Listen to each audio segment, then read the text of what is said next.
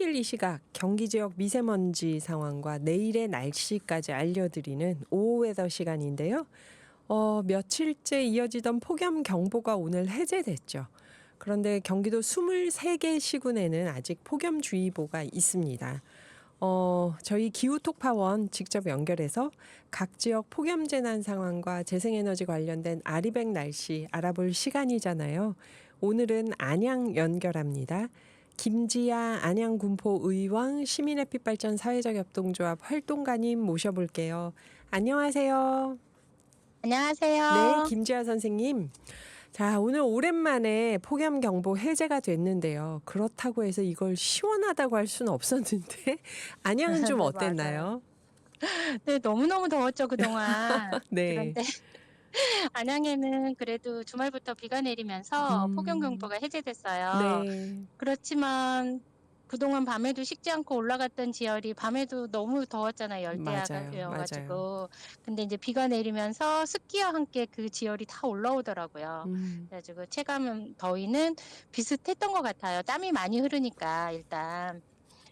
안양에는 오늘 오전에 어제 저녁부터 많은 양은 아니라도 비가 내렸고 그럼에도 불구하고 낮 기온은 32도까지 올라갔어요. 낮은 온도는 아니죠. 네. 네, 오후에 비도 그치고 구름도 있어서 극한의 폭염은 아니었지만 아까 말씀드렸던 것처럼 습도 때문에 땀 때문에 많이 더 더웠습니다. 그리고 또 언제 다시 이렇게 36, 7도 올라가는 폭염 경보가 내려질지 모른다는 생각도 들어서 당분간은 더위 대비를 계속 해야 될 것 같습니다. 맞아요. 이게 온도가 문제가 아니라 습도가 문제예요. 그렇죠? 네. 네. 조합에서 운영하는 햇빛발전소 발전량은 오늘 같은 날 얼마나 나왔을까요? 네, 오늘은 오전에 비도 왔고 오후에도 햇빛이 쨍하지 않고 구름이 있는 날씨라 발전량이 많지는 않아서 평균량에 못 미치는 총 한 3.6시간 정도 발전을 했어요. 에어컨이 생존도구로 느껴질 만큼 필수인 요즘에 이렇게 전기를 흐린 날에도 재생에너지로 만든다는 건 더더욱 중요해지고 있잖아요. 맞아요. 그래서 오늘처럼 날씨가 안 좋아도 발전이 되고 날씨가 맑아서 더 발전이 잘 되는 날에는 마음이 많이 뿌듯합니다. 맞습니다. 기후 환경 얘기하는 분들한테 야, 이렇게 더운데 저 에어컨 켜지 말란 말이야. 막 이러는 분들 계시잖아요. 맞아요. 그럼 제가 항상 하는 네. 얘기가 에어컨 켜세요. 태양광을 하세요. 그렇게 얘기를 하는데 네, 맞아요. 내일 발전량은 어떻게 전망하시나요? 예, 내일도 오늘처럼 계속 흐린 날씨가 이어진다고 해요. 네. 그래서 비는 오지 않아도 계속 구름이 많은 날씨라서 오늘보다 더 작은 양이 한 3시간에서 3.2시간 정도 요렇게 예측을 해봅니다. 구름이 많은 흐린 날에도 발전이 가능한 이유는 햇빛이 대기 중에서 퍼져서 이렇게 들어오는 확산광 때문인데요. 이 확산광이라는 건 햇빛이 구름에 부딪혀가지고 반사돼서 여러 방향으로 퍼지는 빛이라 직접 우리 눈에 해가 안 보여도 발전이 가능하다고 하더라고요. 이런 게 태양광 발전의 매력이겠죠? 네. 끝으로 선생님 계신 안양시 안양동 내일은 어떨까요, 날씨가?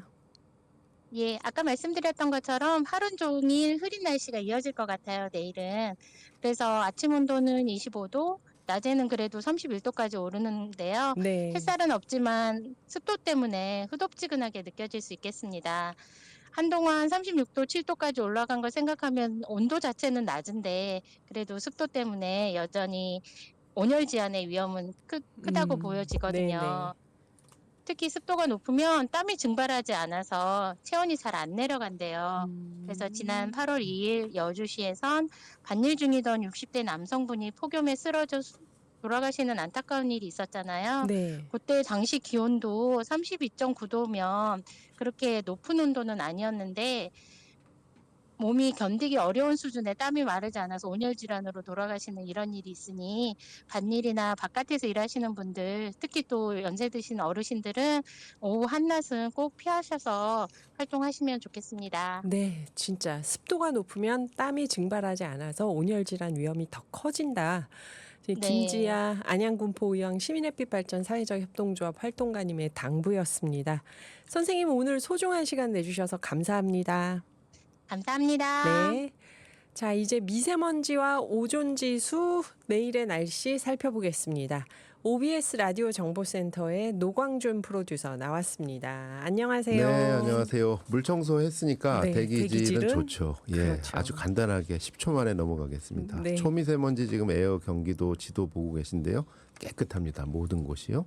미세먼지 깨끗하고요. 걱정했던 오존도 깨끗한 것으로 나오고 있습니다. 네, 드디어 특보 폭염특보도 없고 이제 내일 날씨는 흐리 뽑힌가요? 폭염특보가 정확하게 말하면 없었는데 또 생겼어요. 아, 그래요? 네, 폭염경보가 지금 내려져 있는데요. 네. 오후 4시 이후부터 경기도 연천하고 파주는 지금 폭염경보입니다. 아이고, 곳곳에 폭염경보들이 굉장히 많고요.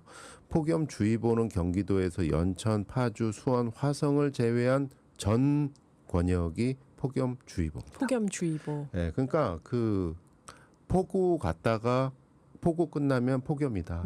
왔다 갔다 하시는 것 같아요. 네. 날씨가요.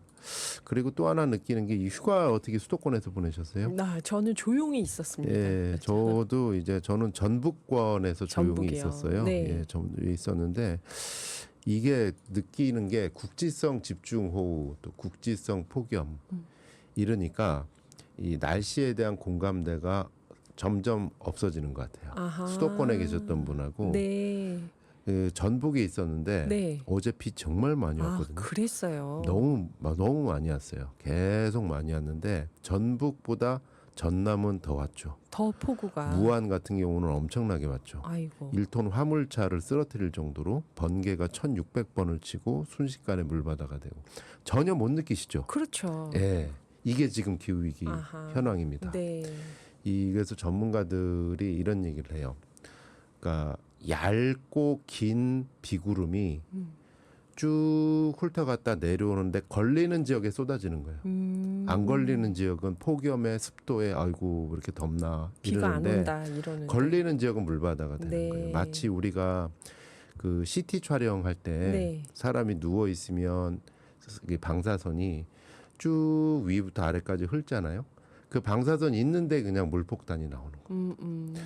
그런 관점으로 내일하고 내일 모레 일기예보를 잠깐 해드리면요. 네. 기상청 날씨누리 그 전국 그래프 아무래도 휴가들 전국권으로 곳곳에 가셨을 테니까 가셨으니까. 전국권 날씨를 한마디로 요약하면 내일은 폭염 속의 소나기입니다. 내일 폭염 속의 소나기요. 소나기인데 어떤 양상으로 소나기가 시작되냐면은 저 밑에 경남권 그리고 전라권 밑에서부터 소나기가 점점 시간이 갈수록 올라오는 형태로 가요. 네. 내일은 그렇습니다. 네네. 소나기가. 그리고 문제는 내일 모레 수요일인데요. 이때는 북한 지역부터 집중호우 물폭탄이 시작이 됩니다. 내려오나요? 아침부터. 어. 그래서 경기 북부, 중부권, 그다음에 남부? 오후에는 충청도 또 밤 지역에 되면은 남부권. 이렇게 마치 CT선이 쭉 훑어가는 훑고 것처럼. 내려가는 것처럼 이렇게 내려옵니다. 음. 폭우는 하루 걸러. 네. 그리고 늘 폭염 그리고 소나기.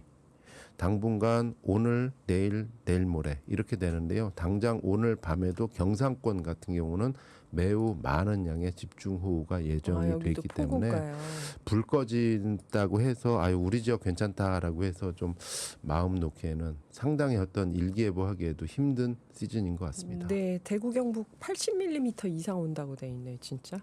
경기 지역을 좀 더 자세히 살펴보면. 네, 경기 지역 살펴볼까요? 경기 지역 살펴보면 경기 지역은 좀 덜한데요. 전반적으로 수요일까지는 구름이 네. 가려주기 때문에 지난주처럼 37도, 38도까지는 안 갈 것 같아요. 수요일까지는.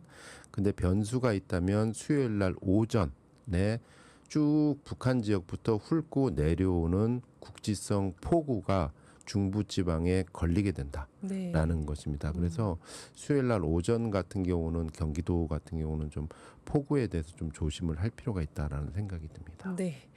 자, 그럼 이런 와중에 경기도 기후 정책은 어떤 게 있을까요? 이게 그래서 재난 같은 경우도 참 힘든 게 이 지금 경기도에서 실시간으로 상황 보고 나오는 거 보면 오늘 새벽까지는 뭐가 나왔냐면은 네.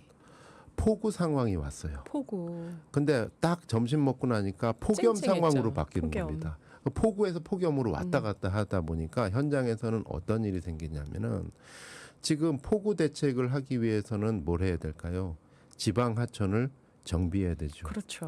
누군가 현장에서 노동자들이 그렇죠. 일하고 삽을 있죠. 들어야죠. 근데 이분들은 온열 질환 위험이 누구보다 높은 겁니다. 근데 갑자기 또 폭염이 오면 예. 아하. 그래서 경기도에서 직접 시행하는 지방하천 정비 사업자의 현장 근로자에 대해서 온열 질환 예방을 위한 특별 점검을 실시를 하고 있습니다. 아, 그래서 아무리 폭우가 위중하고 시급하게 하천 점검을 한다 할지라도 특히 이제 그 굴삭기를 비롯해서 여러 장비들도 동원되죠.